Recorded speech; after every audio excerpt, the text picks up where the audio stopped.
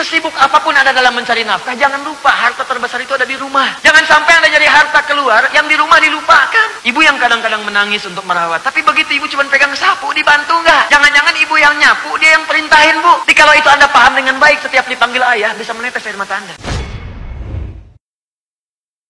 Quran surah Ar-Rum ayat 21. Ini saya bingung ini. Kalau orang mau nikah, surat itu ayat itu dituliskan tuh di surat undangan. Disuruh yang diundang baca, yang undang nggak baca.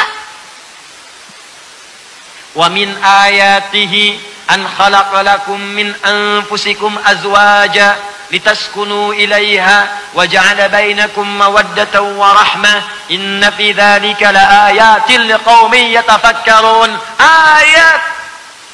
Kenapa disebut dengan ayat? Kenapa isi Al-Quran namanya ayat? Karena setiap kita baca Al-Quran, diri kita menjadi lebih dekat dengan Allah Subhanahu wa Ta'ala. Ayat adalah setiap tanda yang mendekatkan kita dengan Allah. Bapak, ibu, kenapa saat baca Quran merasa lebih dekat? Karena itulah kemudian isi Al-Quran disebut dengan ayat. Al-Baqarah berapa ayat? Ali Imran berapa ayat? An-Nisa berapa ayat? Turunlah Quran surah ke-8, ayat yang kedua. Innamal mu'minuna alladzina idza dzukirallahu wajilat qulubuhum wa idza tuliyat alaihim ayatuhu zadatuhum imana wa ala rabbihim yatawakkalun. Orang-orang beriman itu kalau disebutkan nama Allah ada getaran di jiwanya. Kan kalau dibacakan kepadanya ayat-ayat Allah, dibacakan Al-Quran, zadathum imana, maka ayat itu akan menambah keimanannya, wa ala rabbihim yatawakkalun, semakin dekat dengan Allah. Karena itu kalau ada ayat Al-Quran dibuka dengan kata ayat langsung, wa min ayatihi, ayat pernikahan. Kenapa dibuka dengan kata ayat? Ingin memberikan pesan bahwa semua informasi yang disampaikan di ayat itu harus membuat diri Anda lebih dekat dengan Allah Subhanahu wa Ta'ala. Makanya sebelum Anda menikah dibacakan ayat tadi untuk memberikan penjelasan. Hei, hakikat pernikahan itu kalian berumah tangga, ada suami, ada istri, supaya berpartner mendekat kepada Allah. Jangan sampai setelah menikah jadi jauh dari Allah. Aneh, Bu, Pak, kalau belasan tahun berumah tangga, puluhan tahun, dengan rumah tangga itu menjadi belum dekat dengan Allah, malah semakin jauh. Itu artinya ada yang salah dengan rumah tangganya. Ada yang salah. Coba lihat, yang tadinya makmum, sholatnya sendirian munfarid, dikirimkan makmum seumur hidupnya jadi imam, Pak. Antum diupdate statusnya. Biasanya kan jarang jadi imam. Ke masjid belum tentu jadi imam. Makmum kadang-kadang. Silakan cek. Sholatnya sering sendirian. Bukankah sholat sendirian pahalanya cuma 1? Nilainya 10? 1 nilainya 10. Quran surah 6 ayat 160. Man jaa bil hasanati falahu asyru amsalihha. Siapa yang mengerjakan satu kebaikan nilainya 10. Sholat disebut hasanah. Quran surah 11 ayat 114. Aqimis sholata tarafain nahar wa zulatan minal lail innal hasanati yudhibnas sayyi'at. Tunaikan sholat dari mulai siang sampai malam, itulah hasanat. Sekali sholat dapat 10. Anda sholat sendirian 10. Anda menikah dikirimkan makmum seumur hidup sehingga tidak punya kesempatan untuk sendirian lagi. Update status naik langsung jadi jamaah. Begitu jamaah dari 1 naik 27. Sholatul jamaati afdalu min sholatil fardhi bi 27 darajah. Enggak ada alasan. Enggak bisa ke masjid, ada istri. Ke masjid berangkat jadi imam atau jadi makmum. Update. Jadi kalau ada orang berumah tangga nggak mendekatkan dia dengan Allah, pasti ada yang salah di rumah tangganya. Bahkan ketika ada anak dipanggil ayah. Kalau mau dikaitkan dengan bahasa Arab tadi, ayah dari kata ayat. Anda akan dihisab nanti. Makanya disebut ayah dari kata ayat kalau mau disandingkan kalimatnya. Kalau mau dicari sampai keterkaitannya, ayatun, taknya nggak bunyi, ayah. Madrasatun, madrasah. Jadi kalau tak dibaca di akhir jadi ha. Ayatun, ayah. Kalau mau diambil kalimat itu, artinya apa?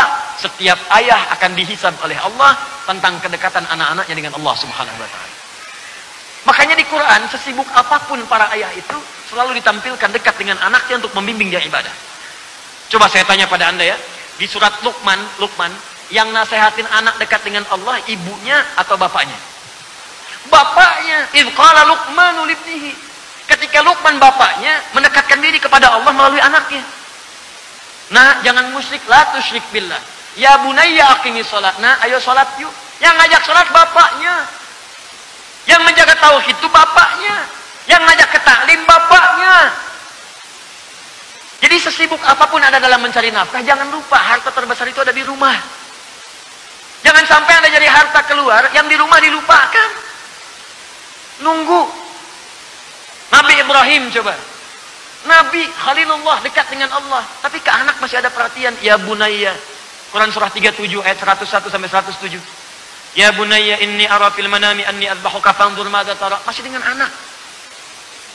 Nabi Ibrahim alaihissalam ini menetapnya di Palestina, Kanaan. Anaknya Ismail alaihissalam di Mekah. Jarak dari sini ke sini pakai bis sehari 2 malam. Gak percaya silahkan coba. Sehari 2 malam. Ibrahim alaihissalam dalam kesibukannya berdakwah mencari nafkah juga, itu masih sempat menengok anaknya datang ke Mekah. Sampai disebut Ibrahim. Kalau dari bahasa Aramaik, Abraham sang penyeberang, menyeberangi sesuatu untuk berdakwah dan melihat kondisi anak. Ada yang mengatakan dari bahasa Arab Abun Rahim, bapak yang sangat penyayang, karena di balik kesibukannya masih menyayangi anaknya. Makanya ketika bapaknya ini punya beban pekerjaan, anaknya merasakan. Kenapa? Karena sering diperhatikan, Pak. Bapak sibuk tapi masih datang. Ngajak bermain, bawa hadiah, bercanda, macam-macam. Ketika bapak punya beban, anak mikir. Bapaknya yang sedang bekerja, bawa batu, tinggikan Ka'bah. Batu, tinggikan Ka'bah. Anak lewat. Anak baru 4-5 tahun bawa batu, pengen ikutan. Bahasa kita, Pak, boleh nggak saya bantu? Batunya dibawa. Dibikin di sisi yang lain. Ayo nak, bikin nggak apa-apa. Batu bahasa Arabnya hajar. Kalau disusun-susun jadi hijar. Kalau berbentuk satu bentuk disebut dengan hujrah. Sampai sekarang bagian Ka'bah ada yang disebut dengan Hijar Ismail. Diabadikan kisahnya surah kedua ayat 127. Bapak mimpi tadi malam, nak. Bapak mimpi nyembelih kamu. Apa jawab anaknya? Pak, Bapak Nabi, Bapak Rasul, itu mimpi pasti benar. Sekarang kerjain, Pak. Jangan ditunda, insya Allah saya sabar. Sekarang kerjain. Kenapa ada kalimat itu dari anak? Karena Bapak memberikan 100% jiwa raganya untuk anaknya. Sekarang pulang ke rumah, cek. Demi Allah saya katakan, kasih tahu aja. Nah, yang Cep. Ya Pak. Tadi di Masjid Al-Fathu, tiba-tiba ada seakan perintah kepada Bapak untuk nyembelih kamu.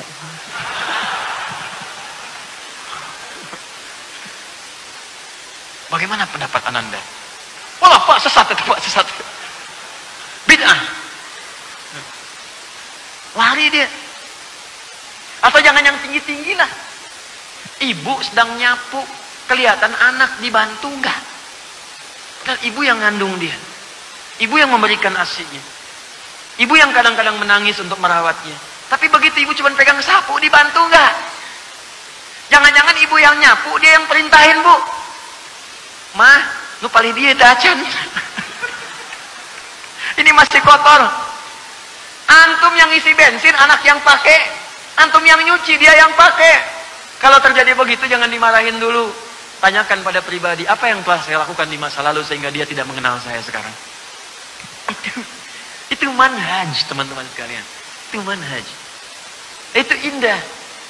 Makanya bahasa Al-Qur'annya menggunakan kata ayat, ayah. Ayah, ayah. Kalau anak manggil dengan kata ayah, aduh. Tolong ingat Allah ya. Tolong ingat Allah. Ayah, ayah, ayah. Langsung ingat, ya Allah, udah dekat belum anak saya dengan Allah? Ingat. Saya nggak mau sambungkan dengan bahasa-bahasa lain. Ustaz itu nggak ada kaitannya, terserah, itu terserah Anda. Saya hanya menerangkan apa yang saya pahami. Kalau itu Anda praktekkan, terjaga diri Anda. Ku anfusakum wa ahlikum nara. Jaga diri Anda dan keluarga dari neraka. Jaga betul.